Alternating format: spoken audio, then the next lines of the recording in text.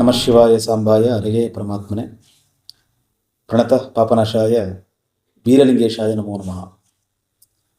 ನಮ್ಮೆಲ್ಲರ ಆರಾಧ್ಯ ದೈವ ಜಗದ್ಗುರು ರೇವಣಸಿದ್ದೇಶ್ವರರ ಸನ್ನಿಧಿಯಲ್ಲಿ, ಕುಲದೈವ ವೀರಲಿಂಗೇಶ್ವರ ಸ್ವಾಮಿಯ ಸನ್ನಿಧಿಯಲ್ಲಿ ಸಂತ ಭಕ್ತ ಕನಕದಾಸರನ್ನು ಸ್ಮರಣೆ ಮಾಡಿ, ಶ್ರೀ ಕಾಗಿನೆಲೆ ಮಹಾಸಂಸ್ಥಾನ ಕನಕ ಗುರುಪೀಠ ಶಾಖಾಮಠ ಹೊಸದುರ್ಗ ಶ್ರೀಮಠದ ಅಡಿಯಲ್ಲಿ ಪ್ರತಿ ವರ್ಷವೂ ಕೂಡ ಕನಕದಾಸರ ಜಯಂತಿ ಮಹೋತ್ಸವವನ್ನು ಅತ್ಯಂತ ವಿಶೇಷವಾಗಿ ವಿಭಿನ್ನವಾಗಿ ಆಚರಣೆಯನ್ನು ಮಾಡ್ತಾ ಬಂದಿರುವಂಥದ್ದು.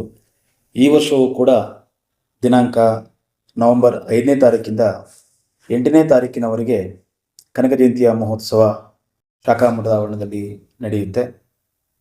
5ನೇ ತಾರೀಕು ತಾಲೂಕು ಮಟ್ಟದ ಕ್ರೀಡಾಕೂಟ ಮತ್ತು ಕನಕ ಹುಣ್ಣಿಮೆ, 6ನೇ ತಾರೀಕು ರಾಜ್ಯ ಮಟ್ಟದ ಒಂದು ಕ್ರೀಡಾಕೂಟನೂ ಕೂಡ ಆಯೋಜನೆ ಆಗುತ್ತೆ. 7ನೇ ತಾರೀಕು ಟಗರು ಕಾಳಗ, 8ನೇ ತಾರೀಕು ಬೆಳಗ್ಗೆ ಕೃಷಿ ಮೇಳ ಮತ್ತು ಸಂಜೆ ಲಕ್ಷದೀಪೋತ್ಸವ, ವಿವಿಧ ಸಾಂಸ್ಕೃತಿಕ ಕಾರ್ಯಕ್ರಮ, ಧಾರ್ಮಿಕ ಕಾರ್ಯಕ್ರಮವನ್ನು ಕೂಡ ಆಯೋಜನೆ ಮಾಡಲಾಗಿದೆ ಅಂತೇಳಿ.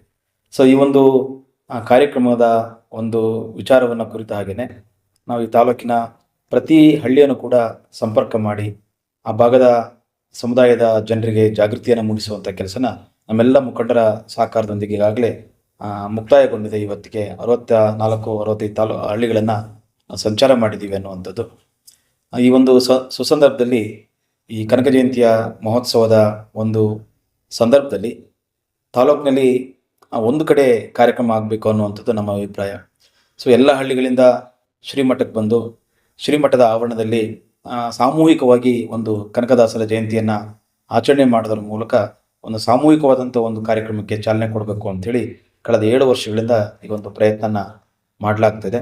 ಈ ಒಂದು ಕಾರ್ಯಕ್ರಮ ಯಶಸ್ವಿಯಾಗಲಿಕ್ಕೆ ಸಮಾಜದ ಬಂಧುಗಳು ಮತ್ತು ಸಾರ್ವಜನಿಕರೆಲ್ಲರೂ ಕೂಡ ಕೈ ಜೋಡಿಸಿ ಈ ಒಂದು ಮಹತ್ತರವಾದಂಥ ಕಾರ್ಯಕ್ರಮಕ್ಕೆ ನಾವೆಲ್ಲರೂ ಕೂಡ ಸಹಕಾರ ಮಾಡಬೇಕು ಅನ್ನುವಂಥ ಮಾತನ್ನು ಈ ಸಂದರ್ಭದಲ್ಲಿ ಪ್ರಸ್ತಾಪ ಮಾಡಿ, ಈ ಕಾರ್ಯಕ್ರಮಕ್ಕೆ ಸಾರ್ವಜನಿಕರು, ಈ ತಾಲೂಕಿನ ಸಮಸ್ತ ಬಂಧುಗಳು ಎಲ್ಲರೂ ಕೂಡ ಲಕ್ಷದೀಪೋತ್ಸವದ ಸಮಾರಂಭದಲ್ಲಿ ಭಾಗಿಯಾಗಿ ದೀಪ ಹಚ್ಚೋದ್ರ ಮೂಲಕ ಕನಕದಾಸರ ಜಯಂತಿಯನ್ನು ಆಚರಣೆ ಮಾಡಬೇಕು ಹಾಗೆ ಅಂತೇಳಿ ತುಂಬುರದಿಂದ ಹಾರೈಸಿ ನಿಮ್ಮೆಲ್ಲರಿಗೂ ಶುಭ ಕೋರಿ ನನ್ನ ಮಾತು ಮುಗಿಸ್ತೀನಿ. ನಮಸ್ಕಾರ.